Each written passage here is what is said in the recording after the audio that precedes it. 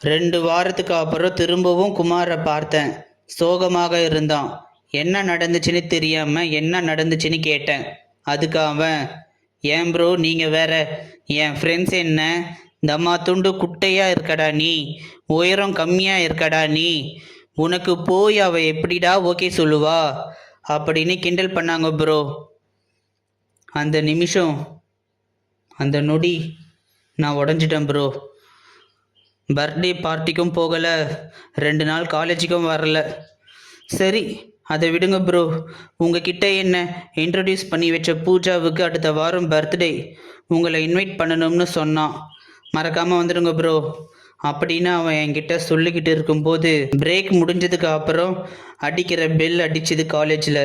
சரி bro, birthday பார்ட்டியில் பார்க்கலாம். கிளாஸுக்கு லேட்டாக போனால் தேவையில்லாமல் 5 நிமிஷம் வெளியே நிற்கணும் அப்படின்னு சொல்லிட்டு அவன் போயிட்டான். நானும், அவ பேர் பூஜாவா, நைஸ் நைஸ் நேம். அன்று இரவு நான் எழுதினது, செமஸ்டர் தேர்வில் தேர்ச்சியானேன். கதை எழுதி பக்கம் பக்கமாக உனக்காக கவி எழுதுகிறேன். உறங்காமல் புத்தகம் புத்தகமாக. தேனே தேனே பல பூக்களிடமிருந்து சேகரிக்க உலகெங்கும் சுற்றி காடு மலைகளில் சேகரிக்கும் பெண்ணே உன் கண்ணழகால் பூக்களும் வெள்ளை காகிதத்தில் கவியால் தேன் துளியால் அலங்கரிக்கும்.